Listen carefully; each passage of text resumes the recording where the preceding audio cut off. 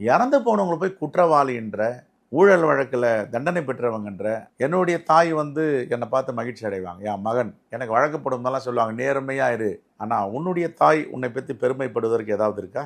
இறந்தவர்களை தூற்றும் அண்ணாமலையை கண்டு அவரது தாய் எப்படி மகிழ்ச்சி அடைவார் என காங்கிரஸ் மாநில தலைவர் செல்வ பெருந்தகை வீடியோவில் கேள்வி எழுப்பியுள்ளார். உண்மையான சக்தி வாழ்ந்த மக்கள் இருக்காங்க, உன் பின்னாடி எல்லாம் வியாபாரிகள் தான் இருக்காங்க.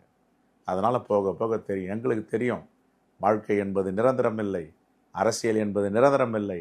ஆனால் உண்மையோடு தூய்மையோடு பொதுமக்களுக்கு வெகுஜன மக்களுக்கு சேவை செய்கிறான அவன் தான் உண்மையான தலைவன்.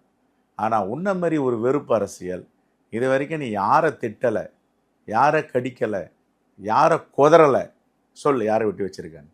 நீத்தார் பெருமைன்னு சொல்கிறாங்க, நீத்தார் பெருமையே உனக்கு தெரியலையே. இறந்து போனவங்களை போயிட்டு திருக்குறளில் 4வது அத்தியாயத்தில் பாகத்தில் சொல்லுது, நீத்தார் பெருமைன்னு இறந்தவங்களை பற்றி பெருமை பேசுனது.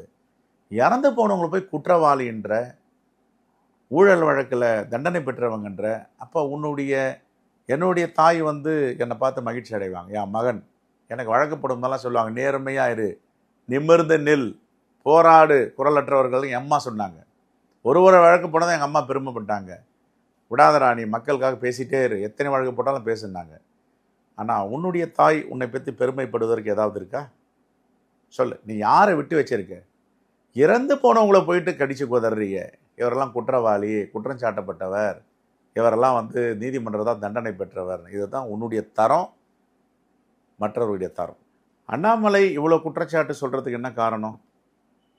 ஒருவரை அவமானப்படுத்த வேண்டும், ஒருவரை அசிங்கப்படுத்த வேண்டும், ஒருவரை சங்கடப்படுத்த வேண்டும். அண்ணாமலை சொல்லி யாராவது சங்கடப்படுறாங்கன்னா அவங்கள மாதிரி கோழை யாரும் இருக்க முடியாது. செய்திகளை உள்ளது உள்ளபடி தெரிந்து கொள்ள ரெஃப்ளெக்ட் நியூஸை சப்ஸ்கிரைப் பண்ணுங்க.